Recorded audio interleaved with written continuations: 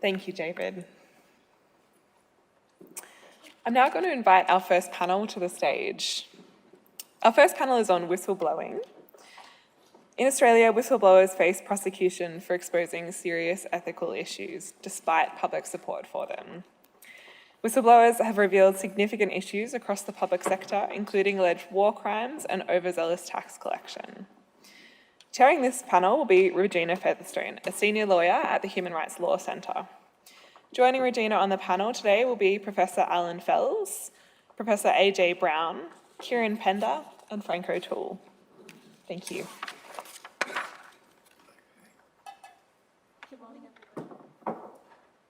Good morning, everyone.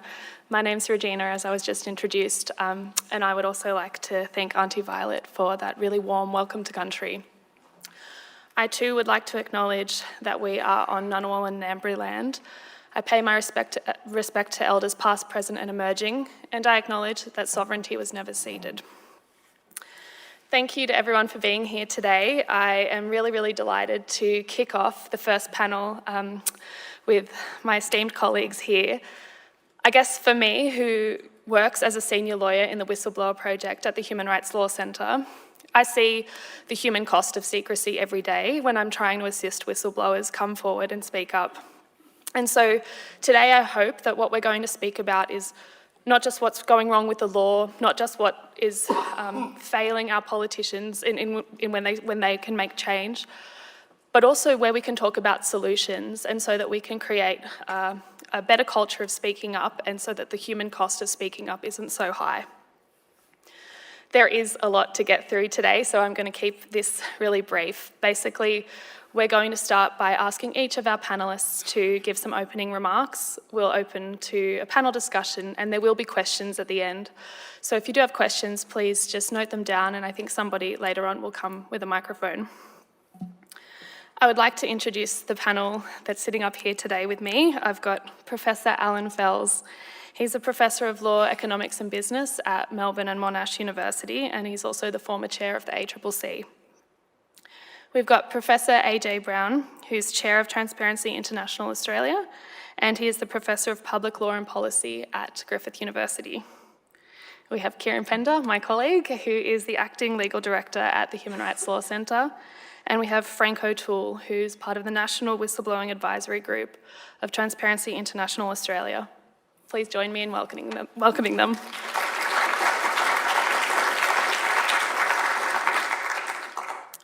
AJ, I might start with you to kick us off with some opening remarks.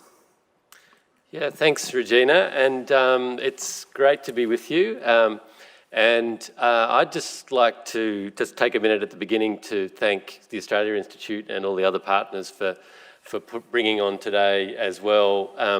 And we're very pleased at Transparency International Australia to be a partner in this discussion, these wide-ranging issues. So a big thank you to Bill and to Richard and the whole team. A special reason for saying that, I think, is because not too many years ago, there weren't very many organisations working on a lot of these issues. Transparency International Australia has been one of them for a long time. It took us about 20 years from first advocacy to actually achieve a National Anti-Corruption Commission. But it was actually really only when the Australia Institute, more recently the Centre for Public Integrity, other organisations, a true sort of coalition of civil society and political voices actually really pitched in, that the whole thing elevated into a movement that actually got that fundamental and long overdue change. So it's really great timing to see all of the issues that we're talking about today laid out for us to think about strategically how we keep the momentum going on reform in the right direction on a whole range of really important issues. Having said that, I'd also quickly like to put on notice that I disagree a little bit with our good friend Senator David Shoebridge on whether the NAC can or can't bark, notwithstanding the accuracy of much of what he said. I believe it can bark, and the big question, which comes back to issues that have already been raised, which are very relevant to our discussion now, I think, is whether it will bark, whether it wants to bark. And that's really what we're really all waiting to see. And I think that really emphasises some of what we're going to be talking about now, which is that even when you can get the best, or at least even workable, it's certainly workable legislation on paper. It's the culture and the follow-through and the implementation that really matters, and that can be a much, much harder job. So in terms of the state of play on whistleblowing protection, just riffing off that concept, I think it is a really complex, vital but complex area of reform because it's not a greenfield site. It's not new. Whistleblower protections have been around for decades. If it was all new, we would now know what the answers were and we could do it beautifully. But we're dealing with a landscape in which we've had whistleblower protections in Australia and many other countries for decades. And in some states with their public sector whistleblowing protection laws, they're into their second or third generation of law. So at the Commonwealth, we're into our second generation of law, whistleblower protection law relating to the private sector. We're still only in our first generation relating to the public sector. But that makes it harder to sort of to assess and clean up the mess of what's not working. And I think I've got a slide here somewhere. Thank you very much. And because we won't have time to talk about all of the detail, I'll just refer to three things that I think really sum up the state of our whistleblower protection law at the moment, and others will talk in more detail about some of these aspects. But really everything that I think we're going to touch on is covered in a resource that I hope you will all use, which is a roadmap for reform of our whistleblower protection laws at a federal level, which we put together in conjunction with Human Rights Law Centre and my own university, just to map out some of these issues. And I'm pleased to say that this roadmap was launched in Parliament House by representatives of all political parties, every political party, from the government through to One Nation, and certainly the Greens were there and the crossbenchers were there in force. The three things that I'll emphasise that I think cut across our roadmap, and I'm just trying to, move the slides along, maybe along to the next one. I'm not sure if anybody else has got control over this or whether it's me. That's the one. Is that we've really got three things going on which make it so complex. One is that the system currently does not work, and some of what David referred to really bears that out.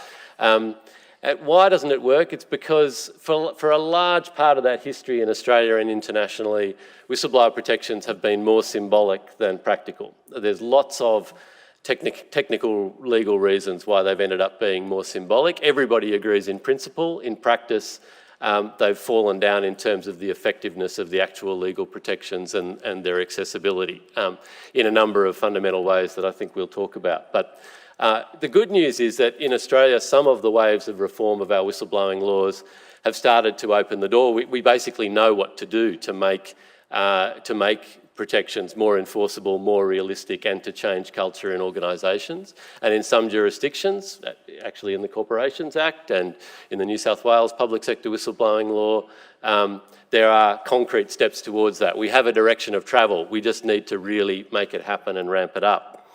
The second big problem is, apart from converting that sort of symbolic commitment, political commitment to protection into real protection, and this is a real problem for the federal government, is the fragmentation. We have many whistleblowing regimes. We have one for the public sector, but we have many that apply across Commonwealth regulation and to the private sector. And just the pure fragmentation of whistleblower protection into different silos for different sectors, different industries, different types of organisations with different rules and inconsistencies is in and of itself a huge and completely counterproductive minefield that is effectively renders the protections null and void in practice in lots of examples, lots of cases, and I'm sure we'll come to that. But the third and the biggest problem right across our whistleblower protection laws is simply that they're not enforced and that there is typically no one to enforce them. So we've now learnt that lesson, and that's why the discussion has also featured amongst our key issues that we've identified in the roadmap on the need, especially at a federal level, for a dedicated whistleblower protection authority or commissioner of some kind. And I know this is going to be spoken about quite a bit on the panel. It's a huge priority to actually, I mean, these sorts of laws are not self-enforcing. And so now is the time to actually deal with the challenges. Fortunately, some of these issues are on the radar for different current Commonwealth Government reviews. The Attorney General's Department is working on the public sector regime. Treasury is about to kick off working on the private sector regimes. But the big question is how all of these things will be brought together and made to happen efficiently and quickly.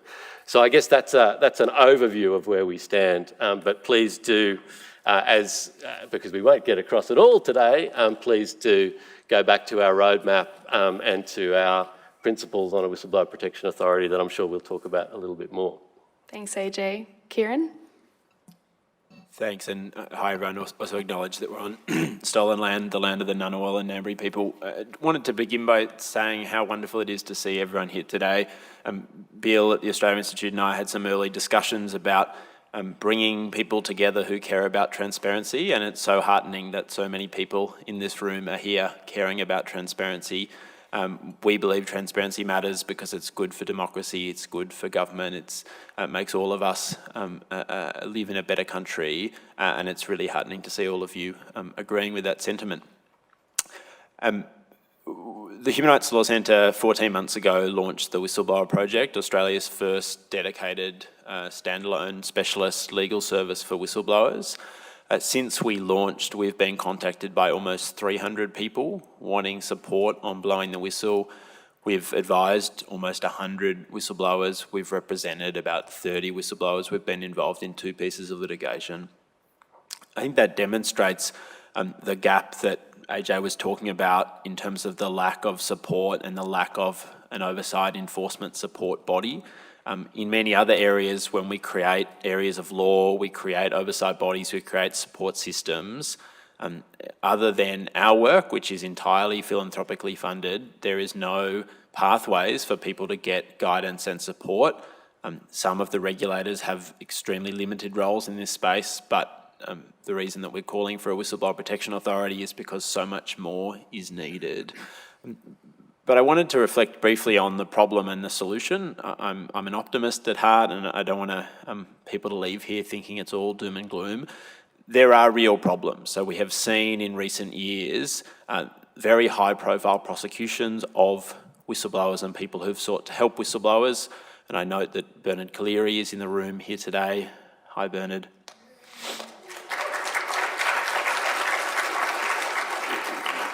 One of the reasons that we and others did so much advocacy in relation to the prosecution of Witness K and Bernard Cleary, Dave McBride, who Senator Shoebridge mentioned, Richard Boyle, who's currently seeking leave to appeal to the High Court.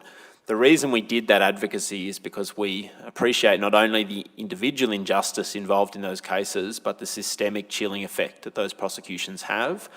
Chilling effect is a fancy word, but Regina and I and my colleagues, Annalise and Madeline, who are here today, we see that in practice every day. Probably every week or two we have a client express concern about speaking up because they fear being prosecuted, they fear being sued, they fear losing their job. That fear has a real effect on people staying silent. We know in so many examples what the benefit of speaking up does. I think Professor Fels mentioned last night the whistleblowers who sparked the Banking Royal Commission. Very few people in Australia would know their names, but every Australian with a bank account is better off because of those people. You can think of hundreds of examples where whistleblowers have made Australia a better place, but right now the practical reality that we see is that people can't get the support they need and the laws don't work. The laws are extremely complicated. It's like walking a tightrope. And then if you fall into risk of employment reprisal, civil litigation, or even, as we know from these cases, being prosecuted. That's the bad. I think the good news is twofold. The good news is we know what needs to be done. We know how to fix the law, as Professor Brown and I have outlined at length, and many others. We know we need to set up a federal Whistleblower Protection Authority. It's not rocket science. There's similar bodies in other countries. We know what that needs to look like.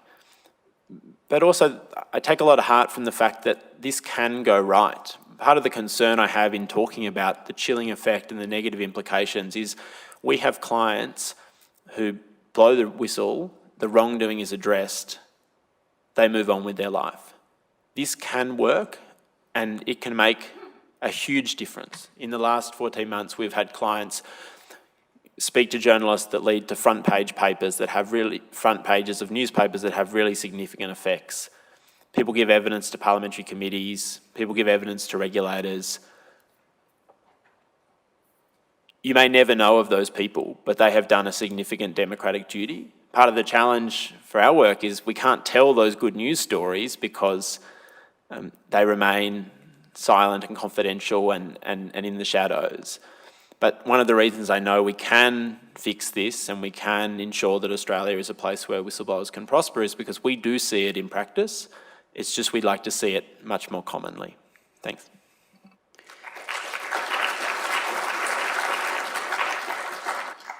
Thanks, Kieran. Oh, Allan?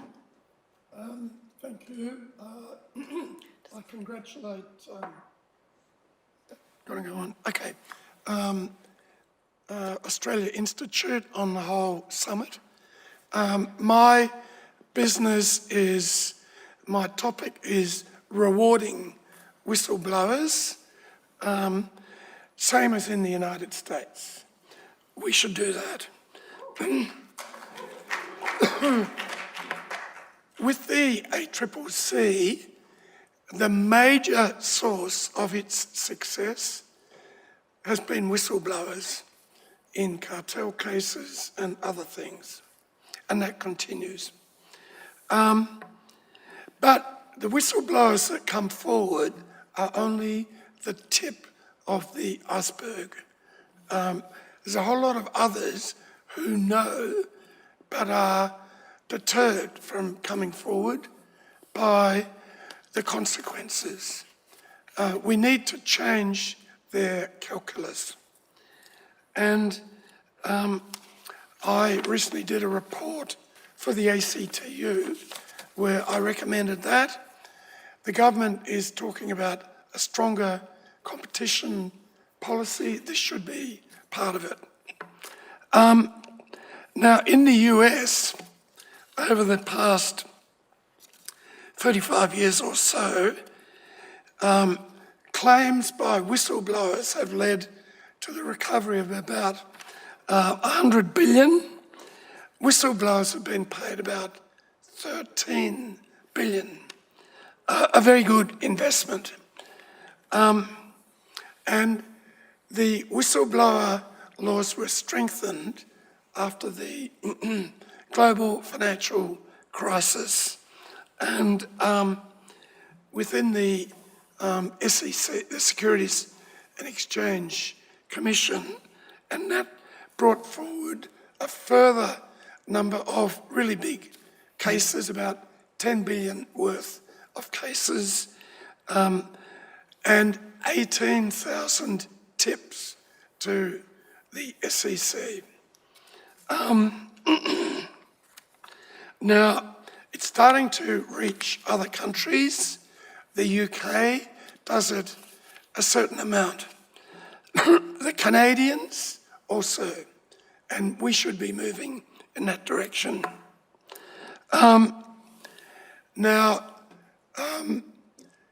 The consequences, the negative consequences have been touched on of whistleblowing, reputational, health, financial costs, career-ending costs.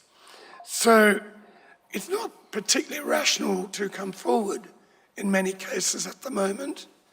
We need to change that.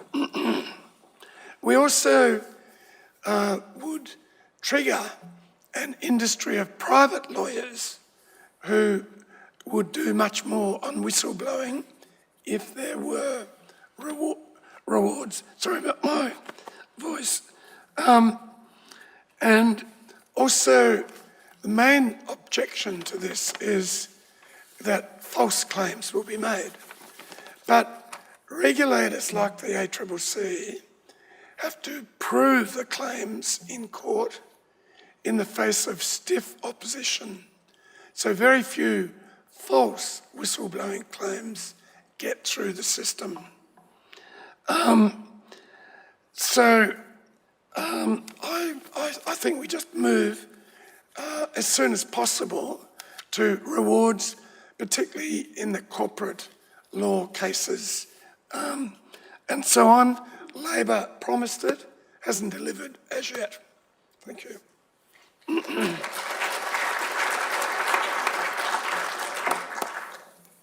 All right, Frank, we want to hear some lived experience on whistleblowing. Sure, thanks, Regina. Hi, everyone. I joined Transparency International Australia's whistleblower advisory group as a whistleblower many years ago in relation to police corruption. But I think more importantly is once I left the AFP after 12 years, I've dealt with in my corporate world, in my corporate role, literally hundreds of whistleblowers who have provided information both in the corporate and public sector. And so I've seen and heard a lot of things over that time. One thing I'd like to reiterate, it's been touched on already, but I'd like to really reiterate and emphasise is that the overwhelming amount of information regarding misconduct and wrongdoing comes from people, human beings. It doesn't come from audits, it doesn't come from internal controls, excuse me, it doesn't come from data analytics. Whilst they might show some anomalies in what is happening, it still takes somebody to identify that, act on it, take it forward and pursue it. The whistleblower, essentially. It still requires human intervention. And the main reason, as has already been touched on as well, that people don't come forward, this is not only a fact of my lived experience, this is what all the research will show, is that there is a fear of retribution, one, at that extent, and there is a fear of a negative impact in some way on your life or somebody's life close to you. And with good reason, there is so many examples of that. And I have to say that in all my experience, I have not once had a conversation with a whistleblower who has said, that was a lot of fun. I'm really glad I did that. I really enjoyed it. I had a good time. And I think, when I think of the extreme in terms of impact, I was on secondment for 2 years to the what was then the Police Integrity Commission in New South Wales, established after the Wood Royal Commission into significant, ongoing and embedded police corruption in New South Wales. And when people would come forward, either police officers, members of the public, members of the criminal milieu, when they would come forward, some of them were actually given new identities and relocated. Talk about a major impact. And some of them were crooks and some of them weren't, but they were still willing to come forward in an environment where they felt they could be protected. As I said, at the other end of the scale, you've got those people who are just, they're isolated at work, they're ignored in the corridors and the kitchens of their workplace. That sort of more insidious, in my view, impact on whistleblowers. Now, where you have such fertile ground of information of wrongdoing, it is absolutely essential to create, enable and maintain an environment where people will feel comfortable in coming forward.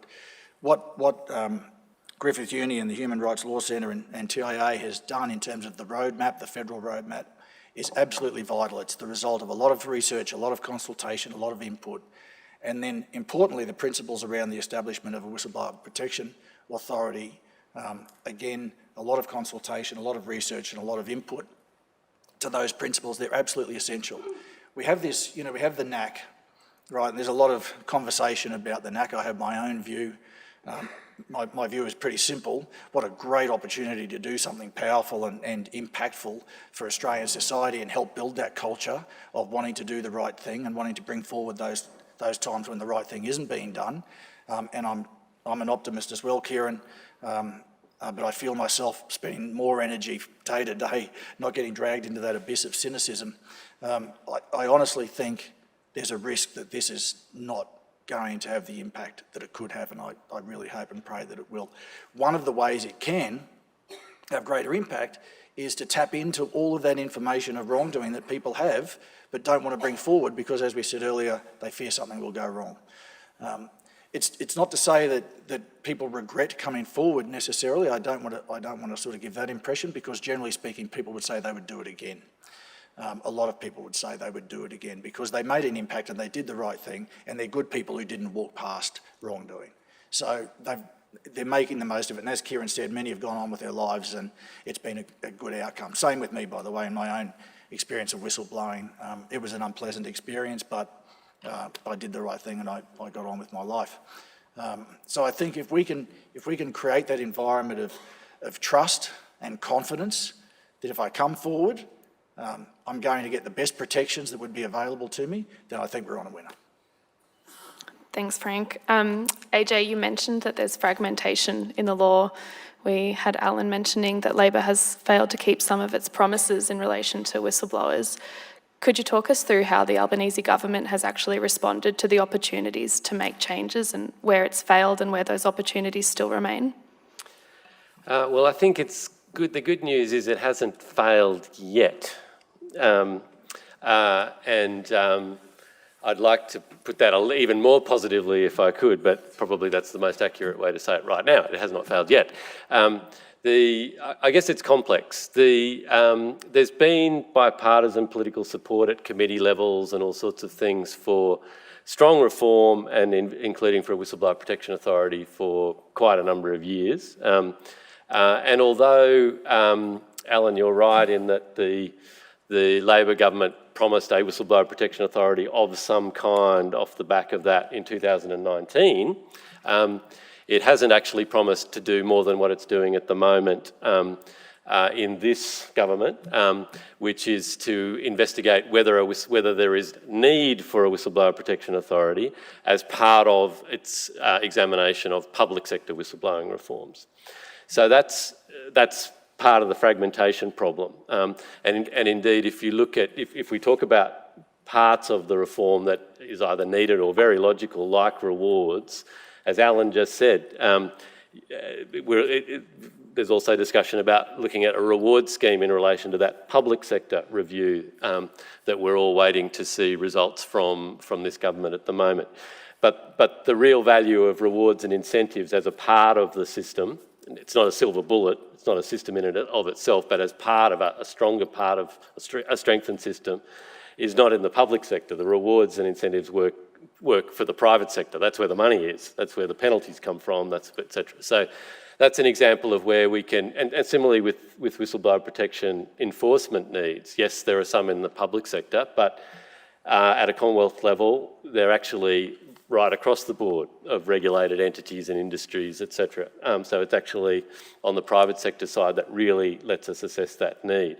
So we've got this problem at the moment that the government is looking, and there are there's a statutory review of the private sector whistleblowing regimes in the Corporations Act and the Tax Act, which is just kicking off, that was required as a result of the last time those laws were reformed. I can see Rex Patrick nodding, which was 5 years ago, and with a lot of hard work and a lot of success in getting serious improvements, to the point where the private sector laws, although far from perfect and in fact full of problems, which need solving, are better than the public sector laws as a result of all of that effort.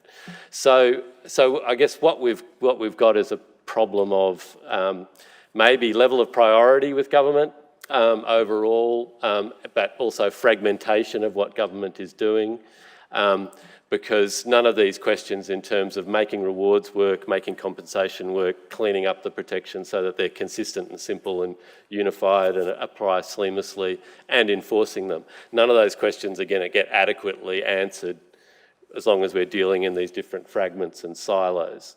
So that's, I think that's part of the key is, you know, the spirit is there, in principle is there, everybody agrees. We live in a great country from that point of view. It's like we value transparency. We value all these things, but we're not being very good at getting our act together to get them in place in practice. And that's really where, I think that's where the action is, and that's where the jury is out on whether the government can really bring things together to deliver, if not between now and the next election, which is a big ask when you're only a few months away from an election, then in the next term of Parliament. But it's a matter of getting the agenda set to do it properly. Allan, AJ is speaking there about a ecosystem really of accountability where it's government, individuals, but also regulators. I'm wondering, in your thoughts around a reward system for whistleblowers, how important is a functioning and healthy regulator to facilitate that? Well, it is. And so I don't detect much interest by most of the regulators, with the exception of the ACCC and possibly ASIC, in rewarding whistleblowers. So some of the cultural problems that are being talked about, as well as the fragmentation and enforcement questions, apply to a degree in the regulator community. Kieran?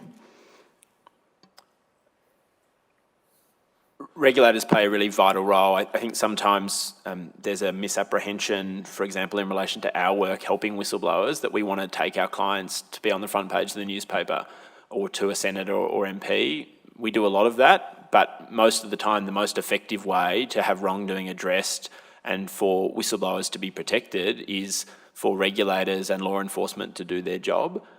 We unfortunately find some regulators, and for reasons of limited resources and probably overstretched capabilities or requirements in relation to some of these whistleblowing schemes, not doing a good job dealing with whistleblowers.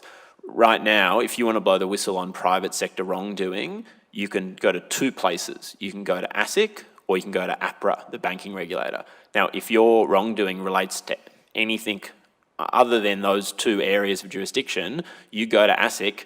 Does ASIC care? Given all of the other work ASIC has to do, probably not. So one of the holes in the system at the moment is there are only a very few places you can go.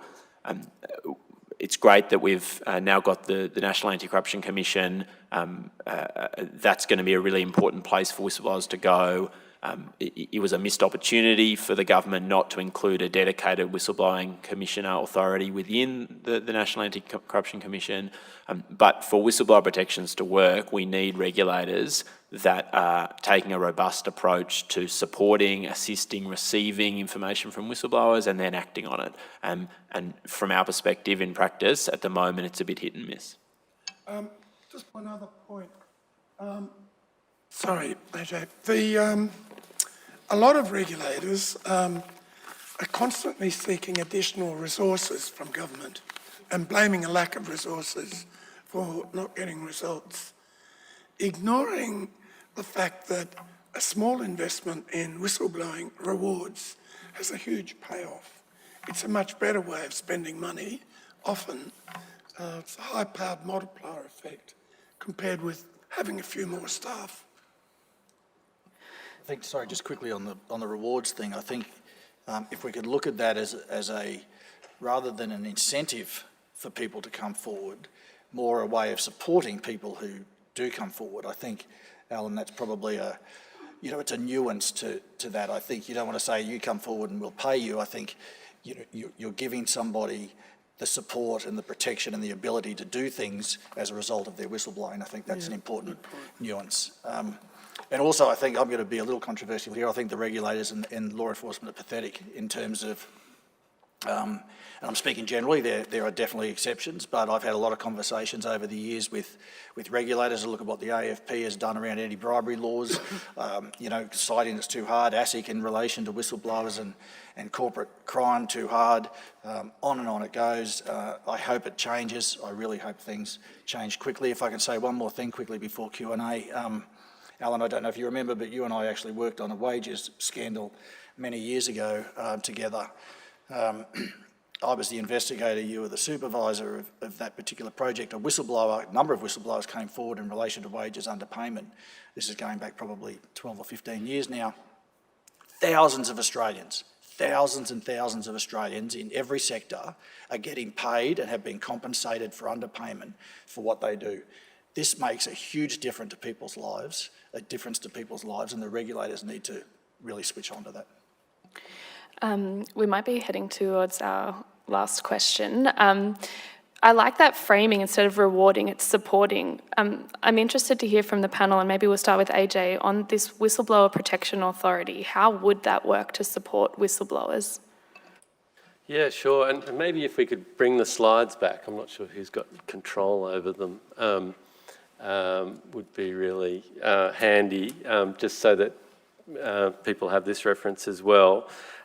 Because there has been a lot of, and I'll just move on to,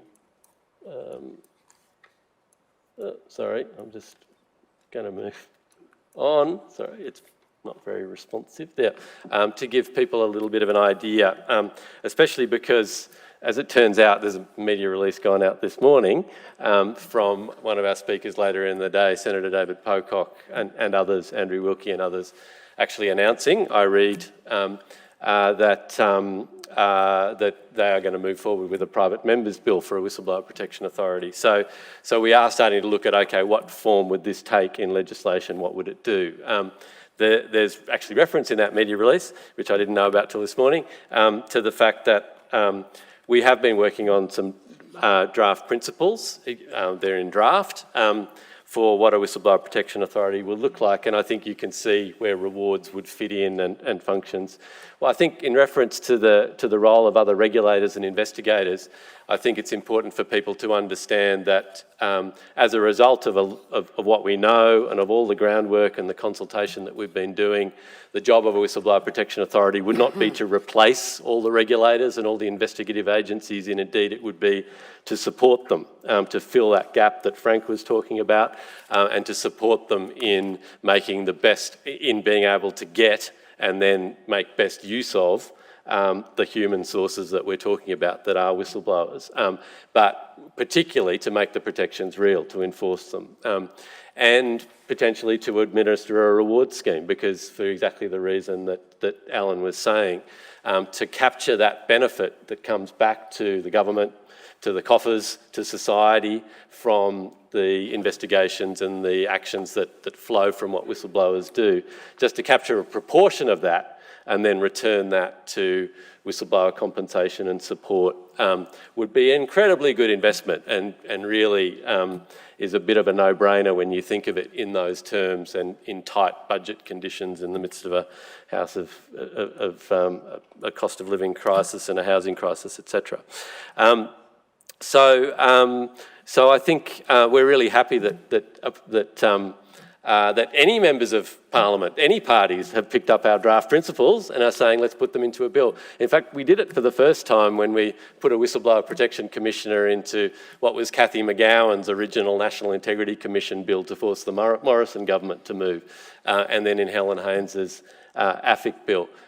So this time we've put out the principles publicly for any party to pick up, and so some people are starting to pick them up. So I guess there's still a lot of questions about how well it should be designed, and we're glad that the government is engaged in thinking about some of those questions too. But until it's done holistically and hit really hard as a policy question with a much higher level of priority, then I think the risk is that we'll end up with something that's sort of adding 4 people to the Ombudsman's office and calling it a Whistleblower Protection Authority. That's the sort of the risk.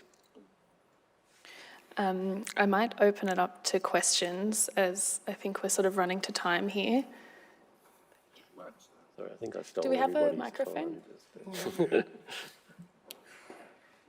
I think a microphone is coming to you. Oh, so we'll start here and then we'll move. You can sit down and then someone will come to you in a second.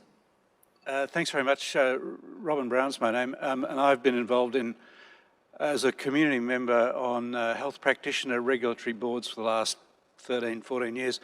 And when it comes to health professionals, it's a legal requirement that they blow the whistle on a fellow practitioner who they think is not doing the right thing.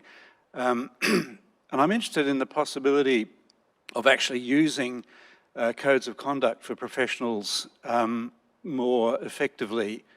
There are professionals that operate under codes of conduct in all sectors of society, and I just wondered to what extent the professional regulatory bodies, even associations, could perhaps impose a greater burden on professionals to identify and bring forward dodgy practices. Thanks. Sure, I'll start, and thanks for the question. I think we're moving in a direction where there'll be more and more a positive duty on workplaces and on individuals to speak up, and different sort of sectoral regulation may be part of that. But I think the starting point has to be supporting people to enable them to speak up. We can't force people to speak up if there's no support for them. So I think the Whistleblower Protection Authority is such a critical policy next step. Imagine if tomorrow you find out you're being underpaid at work. Where can you go? You can go to the Fair Work Ombudsman. If tomorrow at work you're harassed or discriminated against, you can go to the Human Rights Commission. If tomorrow you want to blow the whistle on something you see at work, where would you go? You might come to us. We're for people. We can't help everyone. We need to set up we've set up this regime of laws and processes. We haven't set up a body to oversee and enforce. So agree that sort of a speak-up culture, and then maybe even embedding that in professional obligations, is really important. But I think the starting point has to be the support so that people can speak up. The thing I'd add is that often those obligations are there. And it just really emphasises the injustice, certainly in the public sector. I mean, people can be held to account for not reporting wrongdoing right now. The trouble is that when they do it, they're not getting the support and the protection. I mean, just look at Robodebt and the number of people who spoke up and were resisting. And so that's where there's this huge mismatch between our integrity, bits of our integrity regime, and between employment law and these sorts of protections. But people do that, and the great travesty at the moment is that people rely on the fact that they have a duty to speak up, and they're just fulfilling their duty. But they've done their bit, but then the system doesn't do its bit to actually support and protect them, and that's what's got to change. I'd also like to ask the question, where there is that requirement and it's not met and it's not acted upon, what the repercussions are of that. How many prosecutions have there been? You know, in New South Wales, criminal law, it's an offence not to report, an indictable offence. It's been, prosecuted probably, you could count on one hand the amount of times that's been prosecuted. So there also has to be, I think, accountability for those that don't abide by that obligation. It's a carrot and stick thing, I get that, but there needs to be a little bit of balance there, I think. There's a lot of questions. I think you were next. Yeah, thank you very much, panel. My name's Craig Malcolm, founding chairman of the Far South Coast Community and United Unions, the first community and union group formed in Australia. They threw everything at me in 2007 at the Bellwether seat. At that point in time, Professor Fels would know the scheme of arrangement of the $693 million takeover of Featherstone. I stood up, and they said, well, that's not a big takeover. I said, that's affirmative. But what a lot of the public don't know, Spitzer is only a subsidiary of Maersk, which is the biggest shipping company in the world. Now, I rang up the ACCC. Now, on the second time, I've asked for the ACCC. I've asked, this hasn't been mentioned here today, we haven't mentioned the Foreign Investment Review Board. I've asked for the ACCC, Foreign Investment Review Board, and ASIC all at once.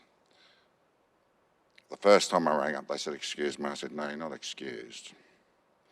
I said, what is the ACCC doing with the takeover bid from Brookfield in regards to Origin Energy? Because Brookfield is a foreign company. And correct me if I'm wrong, they should come under the FROB, not the ACCC. So I even drew their attention to the following facts. The PM and Treasurer can exercise their right under the National Interest Act. As you know, they can block takeovers. So I rang them up recently, and I spoke to a lovely lady, I won't give her name, and I asked that question. She goes, absolutely, Craig. There needs to be ownership, responsibility. I have spoken out. I've had personal visits, and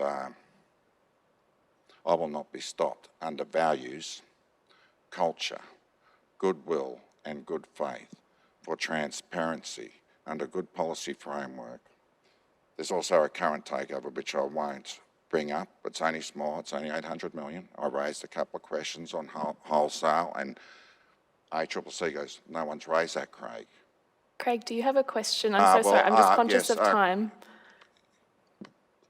How come the FRIB hasn't been mentioned for an investment review board? I mean, I think your point goes to the wider issue that we've all been discussing today, which is that all oversight bodies, all regulators need to have the ability to receive protected disclosures. As I mentioned, in the private sector whistleblowing law, at the moment, there's only 2 places to go. The government's currently proposing to set up an environmental regulator, the Environmental Protection Authority. It will have regulatory and oversight functions. Whistleblowers can't go to it lawfully. We put in a submission saying you've got to make an avenue for people to go to you, otherwise how are you going to get information? So I think whether it's the FIRB, whether it's any federal government regulator, if they don't have avenues for people to make lawful disclosures to them, they won't get information that allows them to take action. Right, thank you so much. Thank you. I think we only have time for one more question. Oh.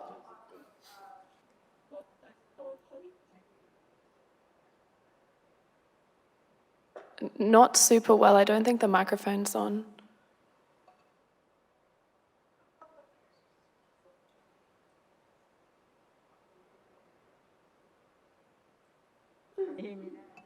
Maybe while we're waiting for that microphone to fix, could we, I think Ben Cleary has a question for us. Oh. Can you all hear me? Yes. We'll come back to you in a second. I'm so sorry. Say price and high invoice.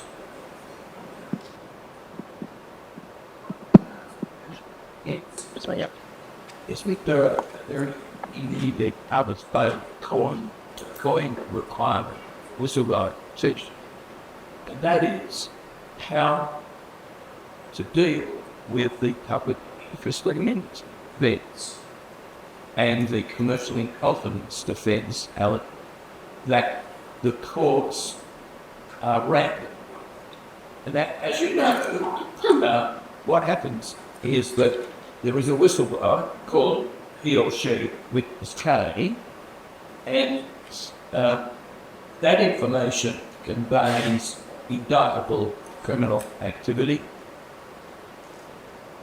It's not dealt with because the court in that case pleads the fact that the public interest in non-disclosure outweighs the public interest in disclosure.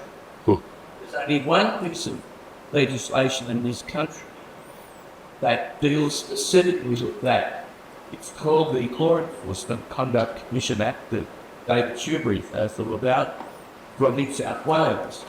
That is an explicit statutory declaration that for critical incidents that involve a death, for the New South Wales Police, the public interest disclosure issue, PII, cannot be used. In real time, the Commissioner must reveal what's going on. Now, if you can apply that across the whole spectrum of particularly illegality, international investment law, I must say there's copies in London of the Act that they of this, and I'll exemplify on that end of the spectrum. In my prosecution, we subpoenaed Woodside Petroleum in relation to its payment to consultants. I think many of you, yes, they're consultant, we were in. And strangely, the Commonwealth proposed that subpoena to Woodside. We wanted to know that sums paid to Alexander Down for consultants work post the time. In every instance of our subpoenas, right across the 4 years of my prosecution, the Commonwealth proposed every subpoena under public interest issues. The courts are left to judge the public, the national interest. put in secret often. So there is the other side to whistleblowing, the accountability that Regina mentioned, that seems to be necessarily co-ended with what Andrew will get launching this afternoon. That's a comment. And I think normally I'd flick this one to Kieran because he's a better lawyer than me, but you're quite right, Bernard. And really what we're talking about here is re-establishing the principle of what the public interest is, and who decides what the public interest is in disclosure. And it really works at three levels, in three ways. Our current whistleblowing laws, in principle, recognise that it's in the public interest that wrongdoing get disclosed, and so the right to the defence against action should kick in automatically. That's not working because the tests are too complicated, it's too convoluted. We've been advocating, and there's a case for basically not only fixing all those gaps so that the whistleblowing laws work in a way that means that the courts can decide what the public interest is squarely, but also to re-establish in effect what used to be a common law principle of public interest immunity for people disclosing wrongdoing, and to re-establish that as a sort of a catch-all. And what we've currently got is a combination of the content of statute law not re-establishing those principles clearly enough, well enough to provide the direction and the framework for judges and the courts to do their job properly.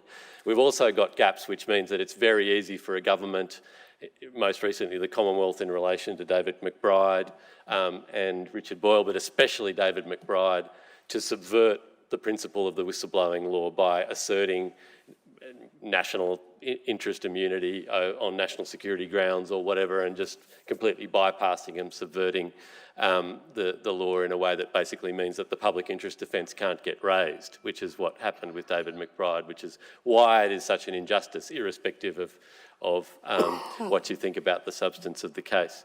But actually what this has done, it opens up a third whole level of the question of what people's free speech rights are in Australia. It actually connects with the big picture of the fact that we don't have statutory or constitutional protection for these sort of fundamental rights and protections that we would assume that we took for granted. One of the reasons why Julian Assange is back in the country, ironically, is because there was no way that the US government could convince a UK court that he would get the protection of the US First Amendment to free speech if he was prosecuted in the US. Consequently, they did a deal, and now he's back in Australia as a result of that. But he's back in a country which has worse protections of these fundamental rights and freedoms than America. So I think for a day like today, I think it's actually useful to think about, we're dealing with the nuts and bolts of how we protect whistleblowers, and we know what to do. But it actually does sit within this bigger landscape of other things that are wrong with our fundamental commitment and reflection in our system of the fundamental principles, just as you're articulating there, Bernard.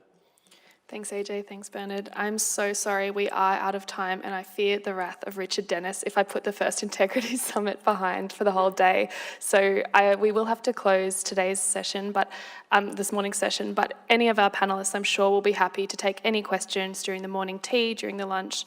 So I am really sorry about that. Thank you all so much for joining us for our first session on whistleblowing this morning.